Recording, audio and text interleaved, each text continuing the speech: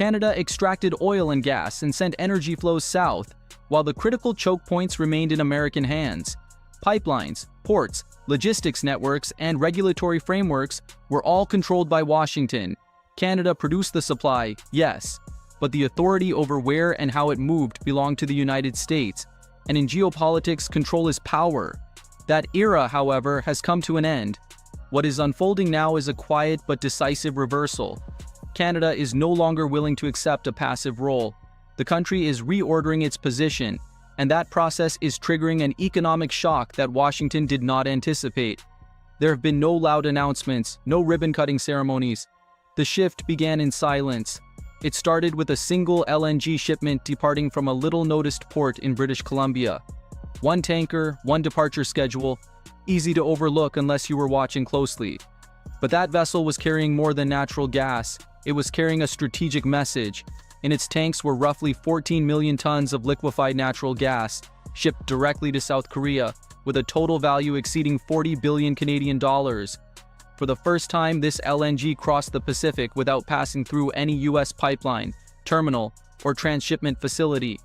No Houston, no Panama Canal, no oversight or approval from American regulators, no gatekeeper role. This marked Canada's first direct LNG export to Asia, and the message was unmistakable. Washington had just lost a lever it once believed to be permanent. The tanker Gaslog Glasgow completed the voyage in roughly 10 days, cutting across the Pacific along a short and efficient route. Set that against the reality faced by LNG carriers departing from the United States, which often take close to 20 days to crawl through the Panama Canal, where congestion, political risk, and rising fuel costs are routine. With every nautical mile saved, Canada is not only reducing shipping time, it is quietly accumulating leverage at the negotiating table. More importantly, this route has removed the United States from the tariff equation altogether and exposed just how vulnerable Washington's once dominant position in LNG exports has become. And one thing needs to be stated plainly: this is not a one-off opportunistic move. What we are witnessing is the launch of LNG Canada, the largest private investment project ever undertaken in Canada, with a total value of roughly 40 billion US dollars. The consortium behind the project includes Shell, Petronas, Mitsubishi, and several other global energy companies. The first processing unit is already in operation, the second is on track for deployment, and expansion plans are clearly defined. From the outset, this project was never merely about selling gas. It has always been about Canada's autonomy and freedom of choice. For a very long time, Canada had few real options. Any energy destined for international markets had to pass through U.S. territory, through American ports, and remain subject to political calculations in Washington. Canada extracted and produced, while control over the flow rested with the United States. That was the reality for decades. That dependence affected not only pricing, but also Canada's diplomacy and its level of strategic autonomy. But once the LNG facility at Kitimat began operating and the coastal pipeline network was fully connected, the old order effectively came to a close. Canada no longer stood as the polite neighbor waiting for a nod of approval from across the border. Canada has now positioned itself as an energy supply hub sitting directly at Asia's doorstep. And from Washington's perspective, this is clearly an uncomfortable scenario. While U.S. leadership remains preoccupied with short-term reactions, arguing over tariffs, posting tweets, and issuing vague warnings, Mark Carney has quietly moved on to the next step. A carefully calculated step. And that is what gives this entire story its deeper significance. Because the pipeline to Kitimat is not simply an engineering project, it is a declaration of sovereignty. A steel pipeline roughly 670 kilometers long, running straight from Alberta's gas fields to the Pacific coast. Even its name speaks volumes about its ambition, the Coastal Gas Link. And it is here that the story truly enters a new chapter. That pipeline is now fully operational. But it must be said clearly, Carney has never treated this as an endpoint. On the contrary, this is precisely where his strategy begins to reveal its full weight. What makes this move impossible to ignore lies in how it has been executed. In a directive sent to Cabinet late one evening, Mark Carney designated the East-West Energy Corridor as an essential project of national importance. At first glance, it may sound like familiar bureaucratic language. In reality, that decision has rewritten the rules of the game. No more provincial vetoes, no more administrative delay cycles stretching on year after year. No more opposition parties able to apply pressure powerful enough to paralyze progress. The pipeline project is now placed under the protection of federal law, lifted above short-term political disputes and firmly anchored to Canada's long-term strategic interests. Then came the decisive momentum. Parliament passed the Canada Unified Economy Act, a piece of legislation that may appear modest on the surface, but is in fact transformative. The act establishes a single, centralized approval mechanism, cutting timelines once trapped in years of procedure down to just months. Internal trade barriers between provinces are dismantled. Long-standing legal deadlocks are resolved decisively. Carney understands something Washington often overlooks. Infrastructure does not fail on its own. It only collapses when it is politicized and poorly managed. He confronted Canada's painful lessons head-on, most notably the Trans Mountain Pipeline expansion, which for years was drained by litigation, procedural complexity, and unresolved opposition from Indigenous communities. This time, the approach is fundamentally different. Instead of heading to court, the government moved proactively to the negotiating table. Not with hollow promises, but with genuine ownership stakes. Land protection commitments carry binding legal force. Long-term development funds are designed to endure beyond electoral cycles. There were no loud court battles, no mass protests, no waves of outrage spreading across social media. What was achieved was not merely formal approval but real consent, a smooth, continuous implementation process. There is no legal interference, no bottlenecks that can be dragged out indefinitely. And this is precisely the pipeline the United States cannot block, cannot pressure, and cannot slow. For the first time in the modern era, Canada's energy flows no longer default to moving from north to south. They are shifting along an east-west axis. And it is this reversal that truly unsettles Washington. Because once the ability to influence the pipeline disappears, so too does the ability to shape supply. For decades, the order was simple and predictable. Canada extracted crude oil. The United States received and refined it. Every day, more than 3.7 million barrels of Canadian oil were pumped southward, feeding directly into the bloodstream of American industry. Chicago, Detroit, Philadelphia. The entire Midwest ran on that steady flow. It kept energy prices within manageable bounds, sustained factory operations, and ensured profit margins remained relatively stable.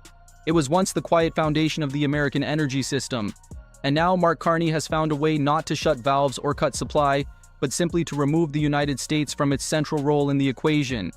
Behind the scenes, a new pipeline is taking shape, cutting across mountains and coastline to carry Alberta crude directly to the port of Vancouver. Once this route is completed, tankers will dock on Canada's west coast and sail straight to Asia and Latin America. No US refineries, no familiar preferential contracts, no guaranteed access, unless the United States is willing to buy that same oil back on the global market, bearing maritime transport costs and insurance premiums. Consider the consequences. Storage tanks in the Midwest begin to run low, refineries are forced to scramble for alternatives, and the only viable option is Middle Eastern crude, heavier, harder to process, and typically more expensive, often by about $3 per barrel on the spot market. $3 may sound insignificant. In reality, it triggers a chain reaction. Refinery margins are squeezed, production costs rise, fuel prices climb across Illinois, Michigan, Ohio, and beyond. What was once a quiet, stable supply line becomes a costly detour worth billions of dollars, effectively severing the United States from its most familiar source of crude. And all of this stems from a single pipeline, one that does not care about US tariffs, is indifferent to border politics, and pays no attention to the urgent needs of American refineries. Carney is not merely redirecting oil flows, he is shifting leverage, and the Midwest is about to feel the full weight of that shift. In old textbooks, tariffs were the weapon of choice. Threaten 25% and the other side yields. Push higher, and even allies step back. That was the loud, confrontational, performative style long associated with Donald Trump. This time no one blinked, because Canada did not simply build a pipeline, it built a strategic firewall. When Trump threatened a 25% tariff on Canadian oil and gas, Ottawa did not panic. It did not retaliate aggressively. It did not escalate.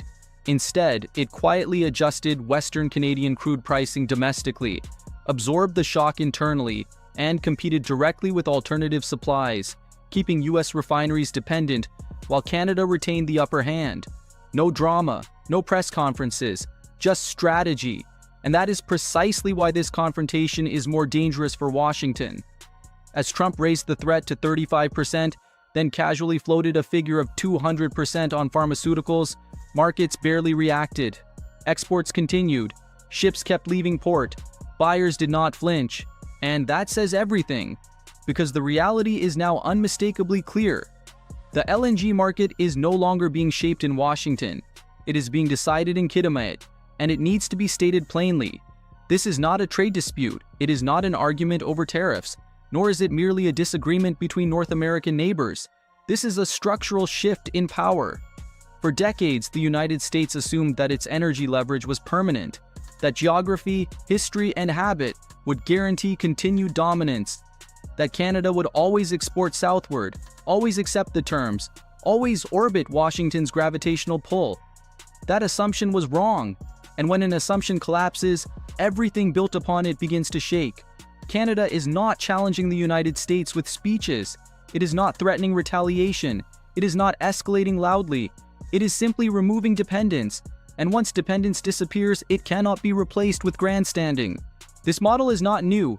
It has appeared before in Europe, in Greece, and in economies that once believed power came from scale rather than structure. Power does not lie in how loudly you speak. It lies in how many exits you control. And right now, Canada controls its exits. Asia is no longer a fallback option, it is the main route. The Pacific is no longer a barrier, it is a highway. US tariffs are no longer a deterrent. They are the residue of an outdated system, and that is why Washington appears disoriented. You cannot punish what lies beyond your reach. You cannot apply pressure to a party that is no longer dependent, and you cannot use social media to cut through steel that has already been welded into the ground. The uncomfortable truth is this: the United States did not lose power because Canada became more ambitious. It lost power because it failed to build. While Canada built pipelines, the United States litigated. While Canada sought consensus, Washington pushed decisions into the courts. While Canada completed infrastructure, the United States debated itself into paralysis. Abundant production without distribution is not strength. And markets do not wait for political clarity. They find detours. That is the meaning of Prince Rupert. That is the meaning of Kitimat. And that is the meaning of every 8-day LNG voyage across the Pacific. A world that no longer needs permission from Washington.